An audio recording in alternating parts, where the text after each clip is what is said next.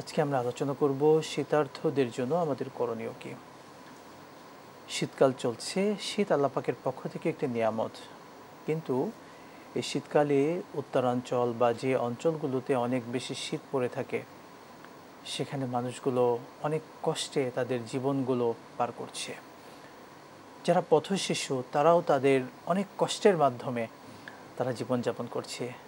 যারা বিভিন্ন bus terminal, launch ঘাট কিংবা রেল স্টেশনে অবস্থান করে সেই মানুষগুলোর কথা একবার চিন্তা করেন। এই জন্যই শীতার্থ যে মানুষগুলো আছেন অসহায়, তাদের পাশে আমরা কিভাবে দাঁড়াবো বা ইসলাম এই ব্যাপারে কী শিক্ষা দেয় সেক্ষেত্রে থেকে আমরা জানবো ইনশাআল্লাহ তাআলা। শেখ আমাদের মূল শিরোনাম যদি বলতেন, শীতার্থ যারা আছেন তাদের প্রতি আমাদের দায়িত্ব এবং কর্তব্য। বিসমিল্লাহ, আলহামদুলিল্লাহ, আসসালাতু ওয়াসসালামু আলা রাসূলিল্লাহ। বাদ, সর্বপ্রথম কোরআনে কারীমে দুটো সিজনের কথা বলা হয়েছে সূরা কুরাইশের মধ্যে।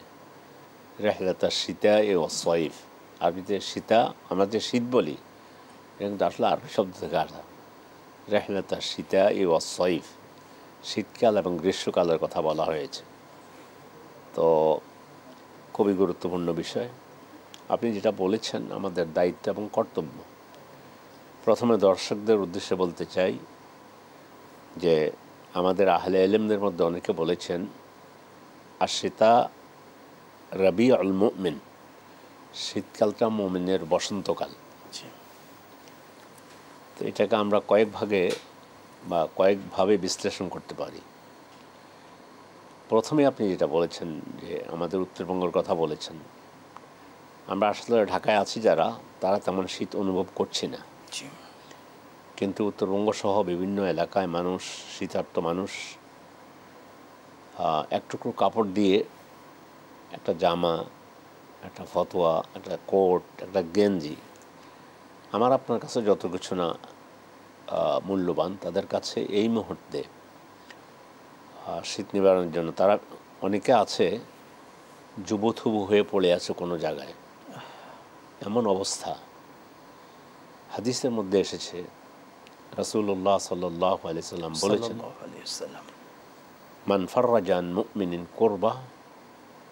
কুরবাতান মিন কুরাবিদ দুনিয়া ফাররাজাল্লাহু আনহু কুরবাতান মিন কুরাবি ইয়াউমিল আখিরাহ। সুবহানাল্লাহ।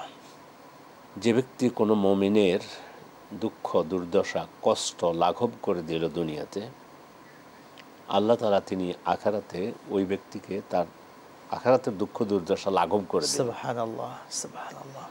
ফলে আমরা যদি এক টুকরো কাপড় দিয়ে একজন শীতার্ত মানুষকে শীত থেকে রক্ষা করতে পারি, রব্বুল আলামিন কিয়ামতের দিনে জামহারির থেকে আমাদেরকে রক্ষা করবেন। সুবহানাল্লাহ। সহজ একটা গেঞ্জি দিলাম, যদি ইখলাস সহকারে দেই এবং নিষ্ঠা সহকারে আমরা একজন শীতার্ত মানুষের পাশে দাঁড়াই, আল্লাহ তাআলা আমাদের আখিরাতের তিনি দুঃখ দুর্দশা লাঘব করে দেবেন। আমরা যে পরে আছি এই পরাটাও আল্লাহ তাআলা হাদিসে কুদসির মধ্যে এসেছে পোশাক সম্পর্কে। ইয়া ইবাদি, হাদিসে কুদসি, রাসূল আল্লাহ থেকে বর্ণনা করতেছেন, ইয়া ইবাদি, আমি একটা অংশ বলতেছি, কুল্লুকুম আর ইল্লা মান কাসাউতুহু ফাস্তাকসুনি আকসিকুম। হে আমার বান্দারা, তোমরা সকলেই বিবস্ত্র, আমরা তো বিবস্ত্র হয়ে দুনিয়াতে এসেছি,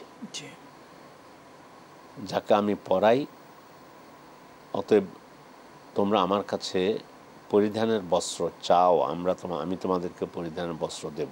ফলে আমাদেরকে যে শরীরে যে বস্ত্র দেখতেছি, শীত আমরা অনুভব ঢাকাতে করতেছি না, কিন্তু এই কাপড়ের অভাবে অনেক মানুষ ঘর থেকে বের হতে পারছে না।